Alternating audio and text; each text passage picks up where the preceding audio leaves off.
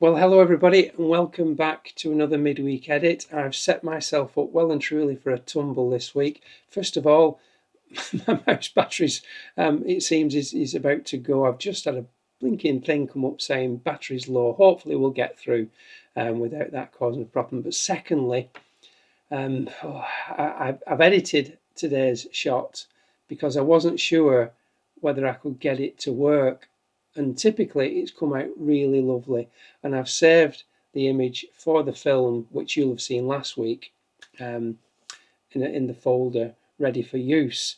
Now I'm going to edit this on the fly as normal, but I am going to choose the best one, because I really think the one that I've done earlier today is a lovely shot, and I don't want to waste that opportunity of putting it in the film, which you will have seen probably last weekend or the weekend before. But hopefully we can get this something like, and what I'll do at the end is I'll pop the one we do now on with the one that I did earlier. So let's get into Lightroom and give this a go. I will just say, as always, got Willow on the seat at the back. Anything's possible while you've got a dog in the room. She could go absolutely bonkers if someone just happens to drive past the window. So fingers crossed that the mouse holds up, the dog doesn't shout loudly, and we managed to get the file something like I got it earlier today. So let's go. So this is the shot as it came straight out of the camera. This is the OM1 Mark II, as you saw in the film me using for the first time.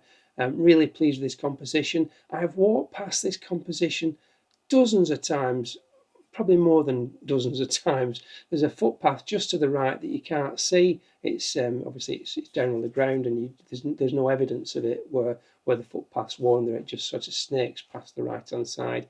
And it just so happened today that I strayed off the footpath at this point and saw this beautiful, lovely woodland scene. We got the light coming through at the back, which really makes the image have that sort of three-dimensional feel that makes you want to walk into it. So the first thing that grabs my attention when I look at it is it needs to be given a bit more light and airiness to it. So what I'm going to do is I'm going to start off with my usual place with my blacks. I'm going to hold the Alt key down on the Mac and just lift those up a little bit. Now the whites, when I hold that key down, you can see all the speckles at the top. Those are the bright highlights of the sky. I'm not worried about those. I did say that on the video. I'm quite happy for those to burn out, because it gives the canopy that nice, soft, glowing look. So where do we start? Well, the first thing I'm going to do is I'm going to lift the shadows, and I'm going to take those all the way to the top, because it takes away quite a lot of the contrast, and you can see all the detail of the woodland. Head to the tone curve, and what I'm going to do is I'm just going to put a little S into that just by dropping the darks and lifting the lights. And then back into the basics panel, you can see I've added contrast there. I am just going to reduce that ever so slightly. Now flatten that off a little bit more. And that already is looking really quite nice. Now, on the film, I shot this on a 16:9 aspect ratio, and I've removed that as I've reset the image. So I am just going to put not the 16:9 in, but I'm just going to lift that up a little bit. Just going to unclick the lock there so that I can just bring up the base, and I might just bring down the top a little bit, just ever so slightly, and bring these sides in just to tighten those edges up against these two trees ever so slightly too.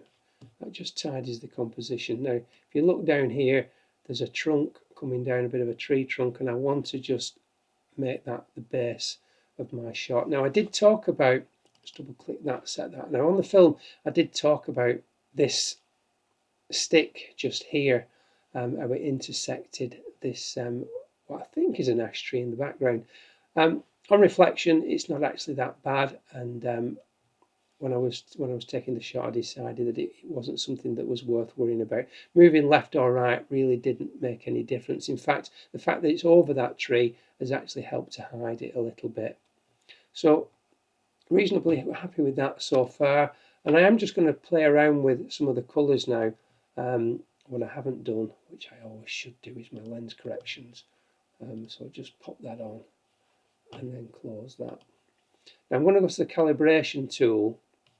What I'm going to do is I'm just going to play around with these colours just here. What I'm trying to do is just flatten off the greens ever so slightly. Something like that's probably better. I don't want them too contrasted. This is midsummer and I don't want it to feel overly heavy. I could just reduce the saturation also ever so slightly. Now what I do like is down here we've got a lot of oak leaf litter. So into the colour mixer, saturation tool, and I am just going to lift the reds and oranges just to bring those out and give a bit of interest in this foreground. You can see that's made an enormous difference to the bottom of the image.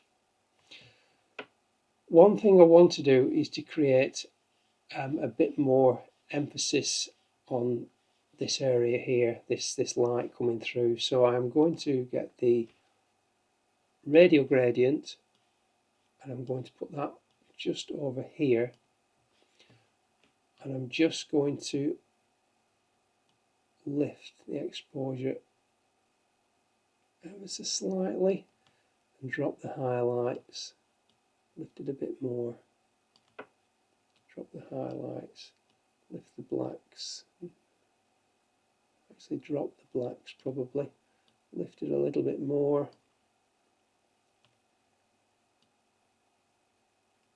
and just drop the shadows, lift it a bit more, and we'll just have a look how that's affected. So that's just created a bit more light coming through. I just do find that that centre spot of the radial gradient is just a little bit too bright. So what I want to do is just drop the whites ever so slightly. Take the highlights down that little bit more. Let's have a look at that. That's created a nice soft bit of extra light at the back there. Now then, do I just want to increase the saturation just slightly? Probably not. Let's have a look at the colour temperature and we'll just cool it down just a tad.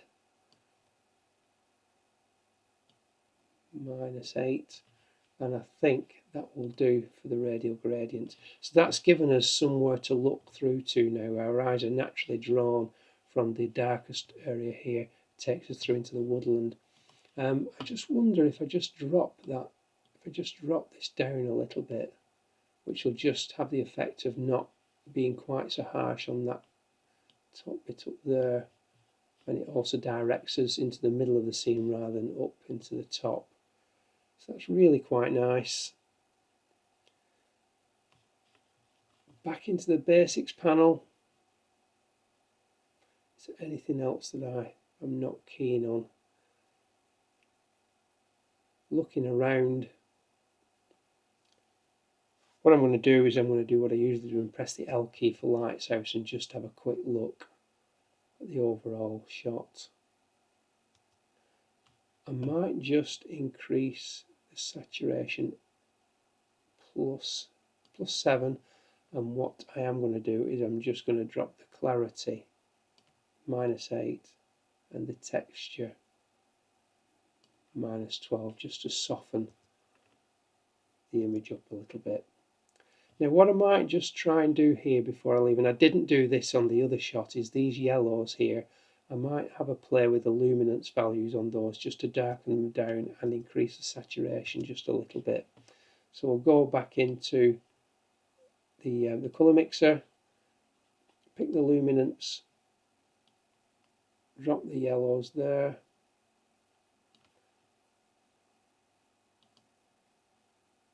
and just increase the saturation of them ever so slightly. Luminance again.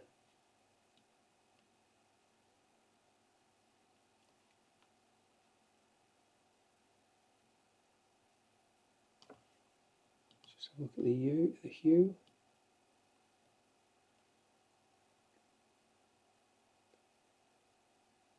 Dropping the hue down a bit more towards the orange.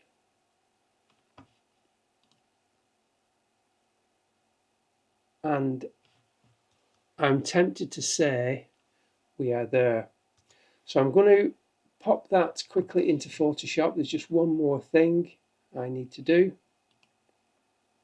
and I don't know whether any of you have spotted it or not, but just here you can see we've got a scar on the tree, which is a bit unfortunate, but easy enough to get rid of.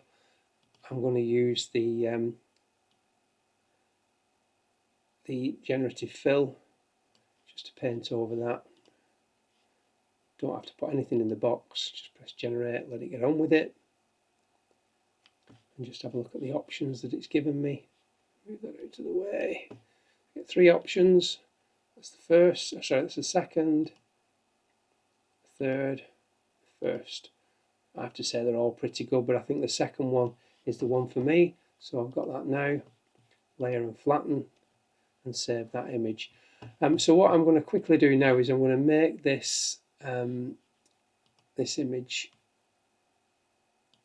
the same size as the one I did earlier, so we can have a comparison. So here we have it. This is today's image, and that is the one that I did earlier. The one I did earlier has got a much cooler feel to it, and the one that we've just done slightly warmer. I have to say both of them pretty acceptable in my view. I don't have a favourite. If I was forced to choose one, actually this one here has got a bit more of an elongated crop to it. If I was forced to choose one, I would be tempted, I think, to go for this one, because it's a bit more muted, it's a bit more subtle, and it's got a nice calming feel about it.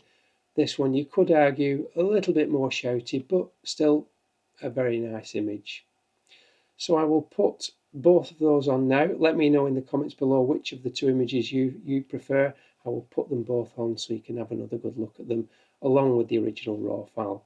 So I will say thank you all ever so much for watching, and as always, give the video a thumbs up if you've enjoyed it, and I will see you in the next one. So until then, bye for now.